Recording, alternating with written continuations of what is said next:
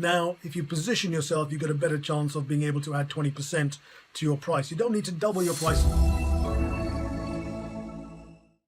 Welcome. Yesterday we talked about pricing for profit, and today we're going to continue that journey because it is not a simple process. If it was, everyone would be doing it, but unfortunately, many businesses aren't doing it. Most businesses are not doing it, and fortunately, most businesses aren't doing it, which means you have the opportunity to take their lunch, if you like. I don't like, I see things as it's not a zero-sum game. It's not the more you take, the less they take. But the truth is, if somebody's looking for your service, they're only going to buy it from one person. Now, there may be many, many people who are looking for your service, like there are many people who look for an accountant or a coach. And we typically want to attract just one particular type of client, or clients who like our style. So for me, people who like my style are my direct approach, my forthright approach, my honest and open dialogue. I'll tell them what I really think, even if they, even if I lose their business, it doesn't worry me, because the people are paying me for helping them, not for being their friend and being nice to them. They've got loads of people who can be nice to them. They're looking for me to help them.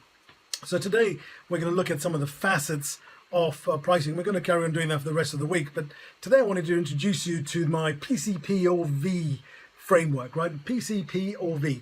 So what does that stand for? Let's cover the first one first, and because that, I think, it sets the scene. It's positioning. The better we position our products, the better we position ourselves, the better we position our brand, the more likely we are to be able to command a higher price.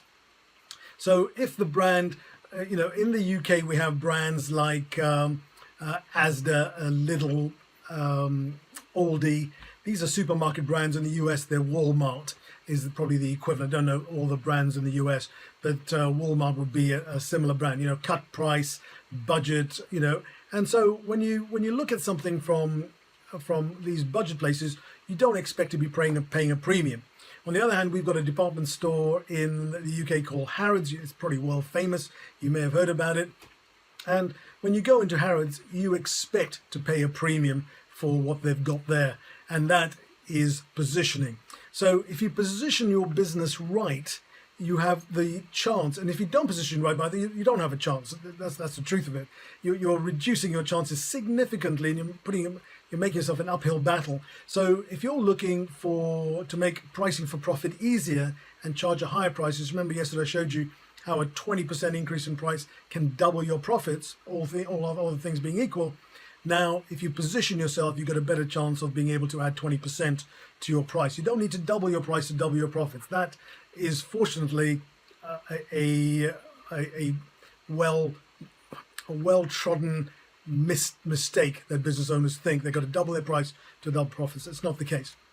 So that's the first one. The second one in my framework, where are we? Oh, it's over here.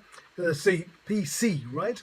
And now the C is one I want to finish on today because it is such an important one, because it really sets the scene, if you like, for the difficulty and why people don't price for profits.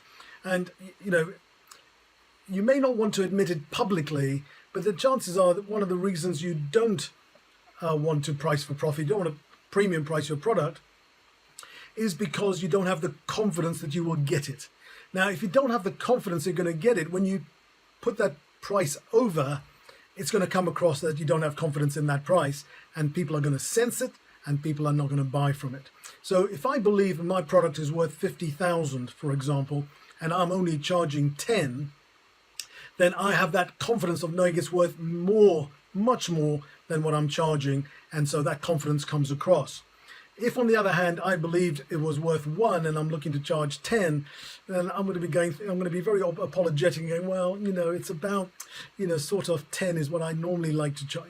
All of that shows a lack of confidence, lack of conviction in your price. So those are the two for today. I'm going to cover the rest of the PCP/V formula tomorrow and maybe Thursday. So join me on those. Think about how this affects your business and your pricing. Which ones of these do you think make a difference? If you'd like to know more, please join me on a call. Click on the button below and join me for a call. We'll have a private call, one-to-one, maybe 5 or 10 minutes, and you can tell me what you're picking up. You know, if you're picking up what I'm putting down, if you're, you know, what your thoughts are on pricing. And you know, pricing is deep rooted into some of the things that we've grown up with. And so, you know, you've got to forgive yourself if you're not really up there yet, because I wasn't either. You know, I came from a mindset where, you know, you got to get things cheap and stuff, and it took me a long while to understand value and how you give and deliver value and how you receive value, and that is really important to me. All right, this is it. This is Gordon wishing you well. You take care of yourself. Goodbye.